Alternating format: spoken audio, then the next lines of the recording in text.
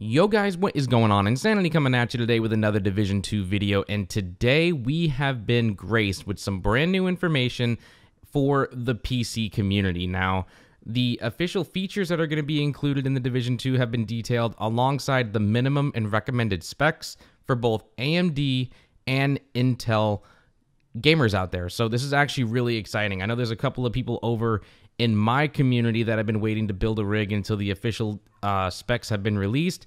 The day is here. Start buying and start building. Or if you already have a rig, this is a good opportunity to see if you're going to be able to handle the Division 2 the way you want to. Now, the next thing I really wanted to go ahead and get into is that the features in the Division 2 are building off of what was in the first game in a whole new way to make sure that optimization is there to ensure that almost everyone can play the Division 2 if you were already able to play the first game, which is actually really good news. So everyone out there looking to try and maybe upgrade their PC, you might not have to based on what we have to say here. So without any further ado, let's just go ahead and go through this dev blog real quick.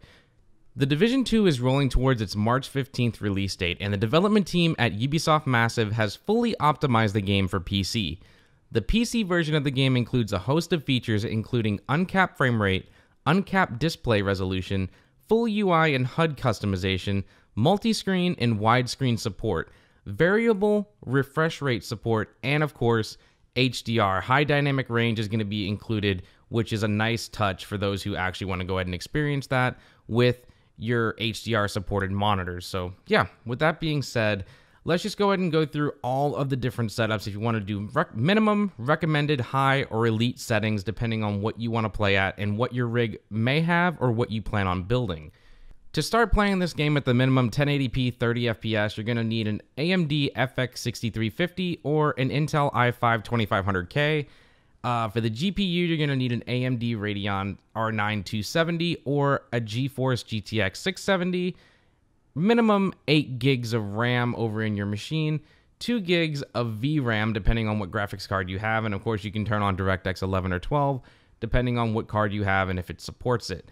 To run the game a little bit more smoothly over at 1080p 60 FPS, you're going to need a Ryzen 5 1500X or an Intel i7 4790. Again, 8 gigs of RAM, and the GPU is going to get bumped up a little bit. You're going to need an AMD RX 480 or a GTX 970. Now, everyone knows that 970 was like the recommended for the first game, and of course that was that 4 gig card that really wasn't 4 gigs. It was a whole fiasco and blah, so we're not even going to get into that. Basically, if you got a graphics card that's got 4 gigs of RAM, you should be able to handle both DirectX 11 and 12 at lower settings, medium to low settings. Now, if you're going to go ahead and start jumping up to 1440p 60 FPS, this is when things get a little bit more demanding. You're going to need a Ryzen 7 1700 or an i7 6700K, 16 gigs of RAM, an RX Vega 5.6, or a GeForce GTX 1070. I see what you did there, Terry. I still remember that tweet when you bought a GTX 1070 months ago and you shared it out on the internet. So, I mean, I kind of knew that was like a tease of what was to come. Of course, the graphics cards all have 8 gigs of RAM, and of course, you can enable the DirectX 11 or 12 of your choosing. Now, for all of you elitists out there that want to have that amazing 4K 60 FPS, it's going to make you spend some money for sure, guys. I mean, you're going to need a Ryzen 7 2700X or the brand new Intel Core i9 7900X. I mean, hell, I don't even have that. That's crazy. 16 gigs of RAM.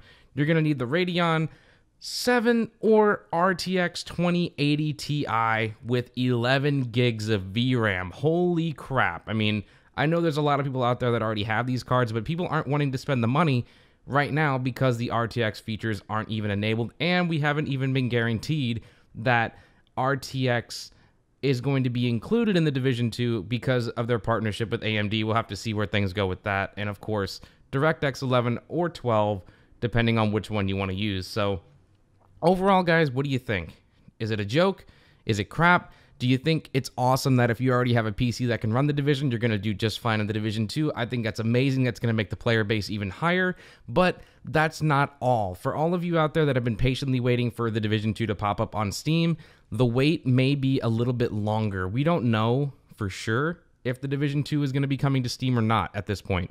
It still says coming soon over on their store page. You can pre-order the Division 2 today, either from the Uplay Store, Ubisoft Store, other retailers for PC, and for the very first time, you can pre-order a Ubisoft game over on the Epic Games Store. Now, that was just announced earlier today, and with their share cut of I think it's 80 to 20%, which is a huge difference over what Steam is offering, it makes big time sense for Ubisoft to start selling their games through Epic Games over Steam.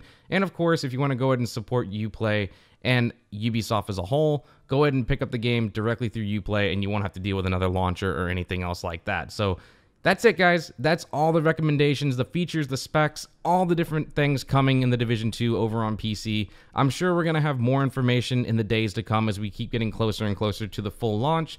Keep it locked right here over on my channel for all the latest and greatest official news for the Division 2. Like if you haven't, sub if you're new, and be on the lookout for all my Twitch streams. You can find that link over in the description down below. I'm Insanity, and I'll see you in the next one. Peace out.